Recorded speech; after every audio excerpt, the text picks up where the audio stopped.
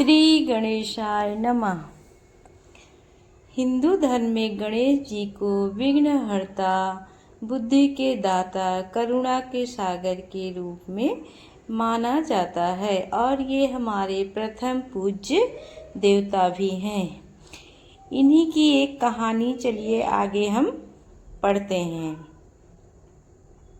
गांव की एक बहुत ही गरीब बुढ़िया थी। बहुत समय पहले एक छोटे से गांव में एक गरीब बुढ़िया रहती थी। उसका कोई अपना नहीं था। उसका पति वर्षों पहले संसार छोड़कर जा चुका था और उसके कोई भी संतान नहीं थी। बुढ़िया अकेली रहती थी। वह मिट्टी की एक छोटी सी कुटिया में रहती थी। घर में ना तो पहनने के लिए अच्छे कपड़े थे उसके पास, ना ही भरपेट भोजन मिलता था उसको पूरे दिन, लेकिन वो फिर भी उसके चेहरे पर हमेशा संतोष की झलक दिखाई देती थी। बुढ़िया प्रतिदिन सुबह उठकर नदी से पानी लाती, लकड़ियाँ बीनती और मेहनत करके 2 वक्त की रोटी जुटा ही लेती थी।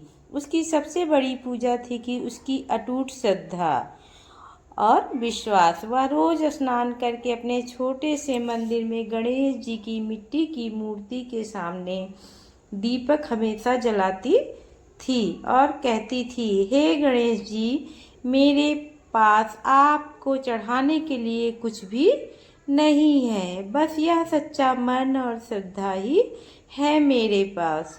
आप मेरे जीवन के सभी विघ्न दूर कर दीजिएगा। उसके पास मिठाई नहीं होती थी, इसलिए वह कभी गुड़ का छोटा टुकड़ा तो कभी सूखी रोटी का टुकड़ा भी भोग में चढ़ा देती थी। गांव वाले भी उसका मजाक बनाते थे। गांव के कुछ लोग उसकी गरीबी का मजाक उड़ाते रहते थे। वे कहते थे, अरे बुढ़िया, तेरे सूखे भोग से क्या भगवान खुश होंगे? भगवान को तो लड्डू चाहिए, मोदक चाहिए और तरह तरह के पकवान चाहिए। बुढ़िया मुस्कुराकर वो कहती, भगवान को भोग नहीं, भाव चाहिए। यह भाव सच्चा है, वही पर्याप्त होता है। गांव वाले उसकी बात सुनकर हंसते और चले जाते, पर बुढ़िया की श्रद्धा कभी नहीं डगमगाई। उसका गणेश जी के प्रति अटूट और अनन्य प्रेम था। एक दिन गणेश जी ने सोचा कि क्यों ना इस बुढ़िया की भक्ति की परीक्षा ली जाए। वे एक छोटे बालक का रूप धारण किए और उसके दरवाजे पर जा पहुँचे।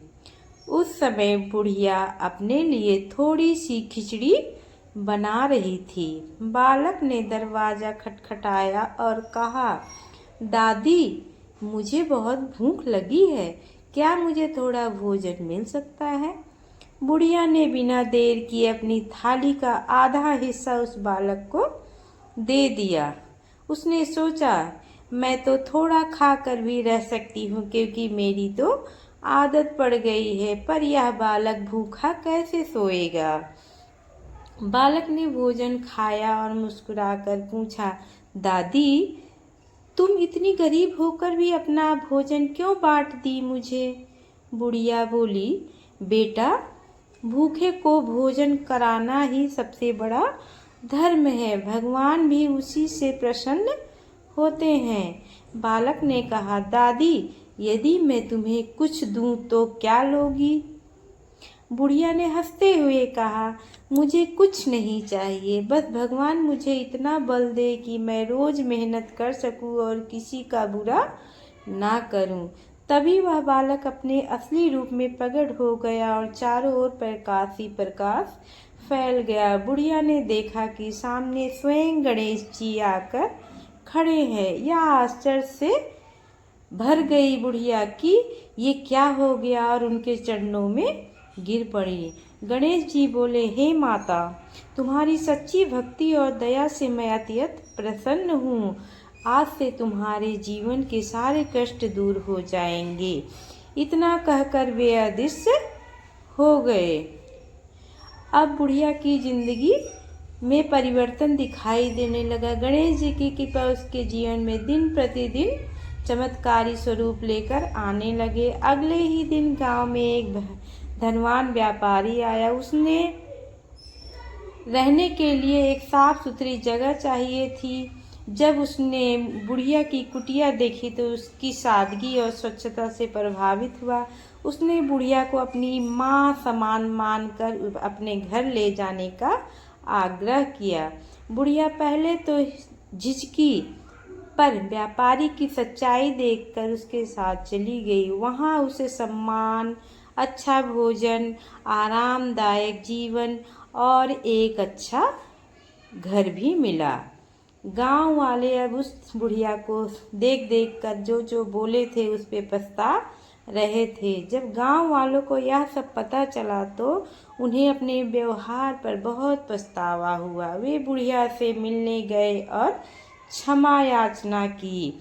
बुढ़िया ने मुस्कुराकर कहा, मैंने तो कभी तुमसे बैर नहीं रखा, भगवान सबका भला करेंगे।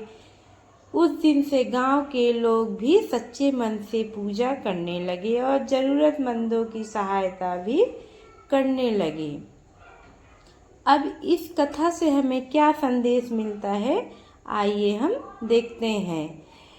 भगवान को बाहरी आडंबर से नहीं बल्कि अपने सच्चे मन से हमें देखना चाहिए। बुढ़िया का जीवन यह परिणाम देता है कि सच्ची भक्ति में अपार शक्ति होती है। धन और वैभव क्षणिक है, पर विश्वास और प्रेम अमर है। जब भी हम सच्चे मन से भगवान को याद करते हैं, वे अवश्य हमारी सहायता करने के लिए प्रकट होते हैं। इस प्रकार गणेश जी और बुढ़िया की यह कथा हमें प्रेरणा से भर देती है और हमारे जीवन में चाहे कितनी भी कठिनाइयाँ आए, हमें अपने विश्वास और दया को कभी भी नहीं त्यागना चाहिए। श्री गणेशाय नमः।